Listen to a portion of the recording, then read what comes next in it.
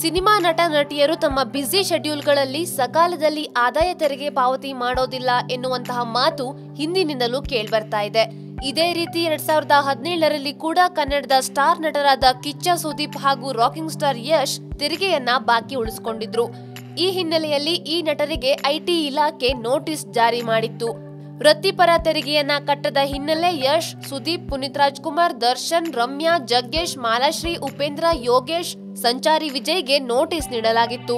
ತಕ್ಷಣಕ್ಕೆ ಯಶ್ ಮತ್ತು ಸುದೀಪ್ ಬಾಕಿ ಉಳಿಸಿಕೊಂಡಿದ್ದ ವೃತ್ತಿಪರ ತೆರಿಗೆಯನ್ನ ಕಟ್ಟಿ ತಮ್ಮ ಕರ್ತವ್ಯವನ್ನ ಮೆರೆದಿದ್ರು. ಈ ಬಗ್ಗೆ ಮಾತನಾಡಿದ್ದ ಜಂಟಿ ಆಯುಕ್ತ ಕೆ ರಮಣ್ ಯಶ್ ಹಾಗೂ ಸುದೀಪ್ರನ್ನ ಹಾಡಿ ಹೊಗಳಿದ್ರು.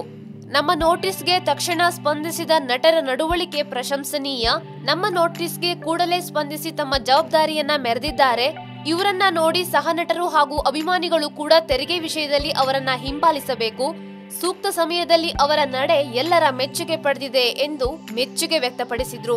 ಇನ್ನು ಪುನೀತ್ ರಾಜ್ಕುಮಾರ್ 2017ರಲ್ಲಿ ತೆರಿಗೆ ದಿನಾಚರಣೆಯಲ್ಲಿ ಐಟಿ ಕಚೇರಿಯ ಕಾರ್ಯಕ್ರಮದಲ್ಲಿ ಭಾಗಿಯಾಗಿದ್ರು.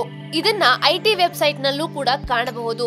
ಆದಾಯ ತೆರಿಗೆ ಇಲಾಖೆ ಕಾರ್ಯಕ್ರಮಕ್ಕೆ ಪುನೀತ್ ಆಹ್ವಾನಿತರಾಗಿದ್ರು ಅಂದ್ರೆ ಅವರ ಬಗ್ಗೆ ಇಲಾಖೆಗೆ ಉತ್ತಮ ಅಭಿಪ್ರಾಯ ಇತ್ತು ಎನ್ನೋದನ್ನ ನಿಸ್ಸಂಶಯವಾಗಿ ಹೇಳಬಹುದು. ಆದ್ರೆ ಇದಾದ 1 ವರ್ಷದ ಬಳಿಕ ಆದಾಯ ತೆರಿಗೆ ಇಲಾಖೆ ಸೂಕ್ತ ತೆರಿಗೆಯನ್ನ ದಾಖಲಿಸಿದ್ದಾರೋ ಇಲ್ಲವೋ ಎನ್ನುವ ಬಗ್ಗೆ ತಿಳಿಯಲು ಅವರ ಮನೆ ಮತ್ತು ಕಚೇರಿ ಮೇಲೆ ದಾಳಿ ನಡೆಸಿದೆ. ಇದು ನಿಜಕ್ಕೂ ವಿಪರ್ಯಾಸವೇ ಸರಿ. ಆದ್ರೆ ಒಂದು ಕಾಲದಲ್ಲಿ ಆದಾಯ ತೆರಿಗೆ ಇಲಾಖೆ ಅಧಿಕಾರಿಗಳೆಂದಲೇ ಈ ನಟರು ಪ್ರಶಂಸೆಗೆ ಪಾತ್ರರಾಗಿದ್ದರು ಎನ್ನೋದನ್ನ ಮರೆಯುವಂತಿಲ್ಲ.